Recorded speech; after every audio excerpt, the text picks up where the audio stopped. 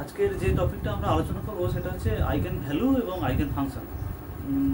তোমাদের পরীক্ষাতেও এই eigen value eigen ফাংশনের উপর কোশ্চেন আছে এবং কোয়ান্টাম মেকানিক্সে যেখানেই পড়তে যাই না কেন এই টার্মটা খুবই ইউজ হয়, তো এই সম্বন্ধে একটা কনসেপ্ট থাকা দরকার, ক্লিয়ার কাট কনসেপ্ট থাকা দরকার। চলো দেখে নেওয়া যায়। সিম্পল জিনিস কয়েকটা এক্সারসাইজ করবো এবং এই সম্বন্ধে একটু কনসেপ্ট নেবো।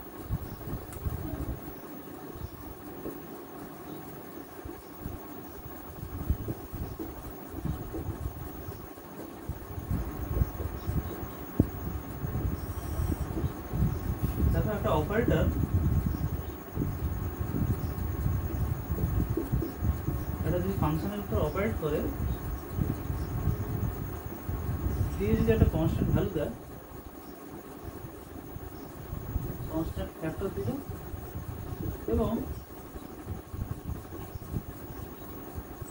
সেম ফাংশন রিটার্ন দিল। এটা অপারেটর একটা ফাংশনের উপর অপারেট করলো, অপারেট করে একটা কনস্ট্যান্ট ফ্যাক্টর দিল এবং সেম ফাংশন রিটার্ন দিল। সেরকম যদি হয় তাহলে সেই অপারেটরটা সেই ফাংশনটাকে বলবো ওই অপারেটরের আইগেন ফাংশন এবং এই কনস্ট্যান্ট ফ্যাক্টরটাকে বলবো এই অপারেটরের আইগেন ভ্যালু। তারপর যদি এ একটা অপারেটর হয়, সাইড উপরে অপারেট করে সাপোজ যদি ল্যাম্বটা একটা ভ্যালু কনস্ট্যান্ট ফ্যাক্টর দেয় এবং সেম ফাংশন রিটার্ন দেয়, তাহলে বলবো দেন psi is the eigenfunction of the operator A and lambda is the eigenvalue of the operator A. এটা কনস্ট্যান্ট ভ্যালু। তাহলে এই সিম্পল আইগেন ফাংশন এবং আইগেন ভ্যালুর এই সিম্পল একটা কনসেপ্ট। একটা দুটো এক্সারসাইজ করলে এ সম্বন্ধে একটা ক্লিয়ার কাট ধারণা এসে যাবে। চলো একটা এক্সারসাইজ করে দেয়। সেম একটা অপারেটর ফাংশনের উপর অপারেট করে সেম ফাংশন একটা সেম ফাংশনকে রিটার্ন করতে হবে কিন্তু। কোশ্চেন বলছে so that to the power ax is an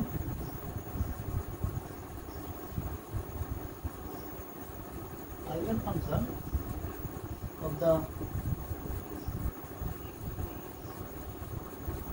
operator d by dx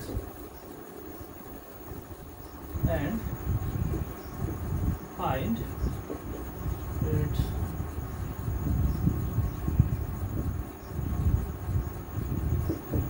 its corresponding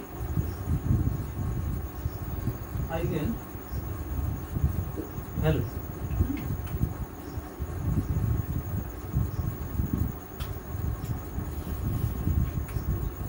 এটা পরে না বলেছে so that the e to the power ax is an eigenfunction of the operator d by dx। এটা show করাতে বলেছে, তো বলেছে যে তার আইগেন ভ্যালুটা কত হবে। তাহলে এখানে আমরা জানি কি যে যদি এটা যদি একটা অপারেটর হয়, সাইড উপরে যদি অপারেট করে ল্যাম্বডা দেয় এবং সেম ফাংশনকে যদি রিটার্ন করে, তবে এই ফাংশনটাকে এই অপারেটরে এই ফাংশনটাকে আইগেন ফাংশন বলবো এবং ল্যাম্বডাটাকে এই অপারেটরে আইগেন ভ্যালু বলবো। এই ফাংশনের আইগেন ভ্যালু বলবো। তাহলে এখানে দেখো a is equal to তোমার কি d by dx এবং psi is equal to তোমার ফাংশনটা কি তো আছে e to the power ax, যেখানে এটা হচ্ছে কনস্ট্যান্ট। অতএব d by dx অপারেটরের জায়গায় বসালাম, সাইড জায়গায় e to the power ax বসালাম, বলে কি হবে দেখো এর যেহেতু কনস্ট্যান্ট তাহলে a into e to the power ax। তাহলে এটার সঙ্গে যদি কম্পেয়ার করি তাহলে ল্যাম্বডা ইজ ইকুয়াল টু কি a, তাহলে আইগেন ভ্যালু। অতএব তাহলে যেহেতু একটা কনস্ট্যান্ট ভ্যালু দিচ্ছে এবং সেই ফাংশনকে রিটার্ন করছে, এটা সমান কি that is equal to a into psi। তাহলে সেম ফাংশন রিটার্ন করছে এবং একটা কনস্ট্যান্ট ভ্যালু দিচ্ছে, তাহলে e to the power ax এই ফাংশনটা d by dx এই অপারেটরের আইগেন ফাংশন, তাই তো, এবং আইগেন ভ্যালু কত a। অতএব the eigen value is a, তাই তো। এই কোশ্চেনটা দেখো যদি আমি এটাকে করতাম কি e to the power ax square, so that e to the power আরেকটা কোশ্চেন করছি, so that e to the power ax square is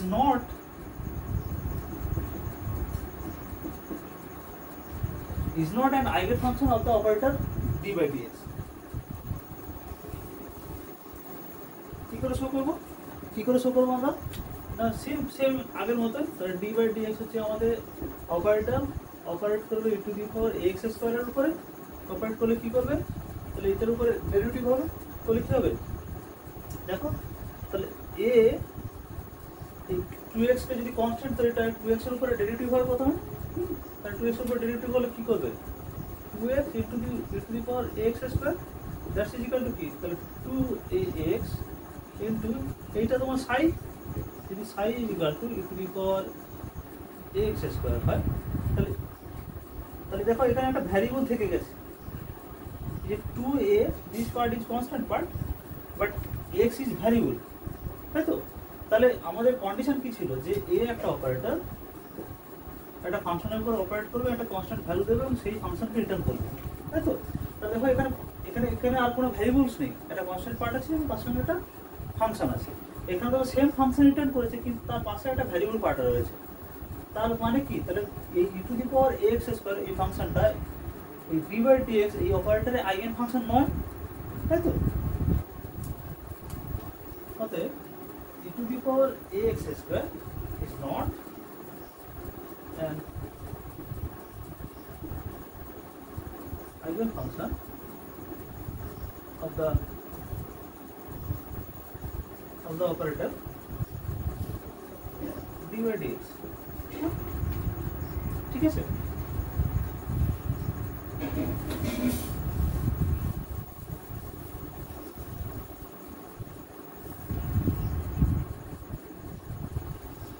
সেমলি আবার এটা করা যায়, দেখো যদি বলে question so that sin 2x is not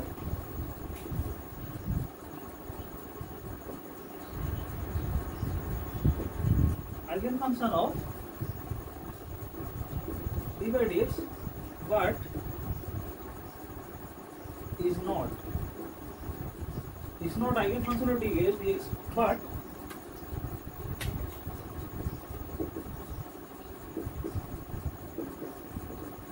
eigenfunction of d square by dx square, এটা শো করাতে বলেছে, কি হবে?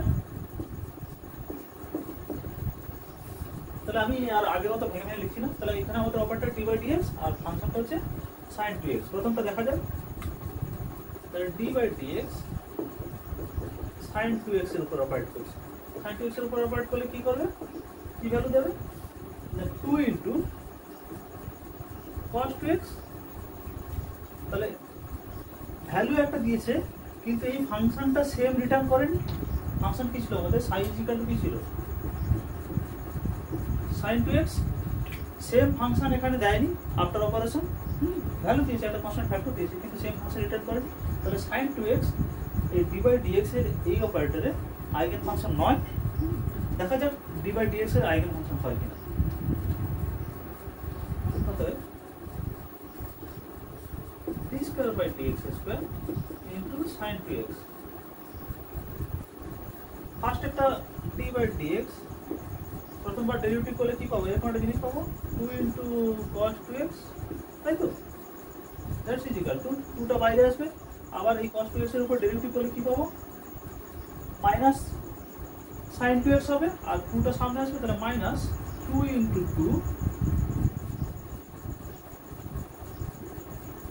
sin 2x, that's equal to minus 4 sin 2x। দেখো এই ফাংশনটা that mean minus 4 into sin, তাহলে আইগেন ভ্যালু কত, minus 4, so this is your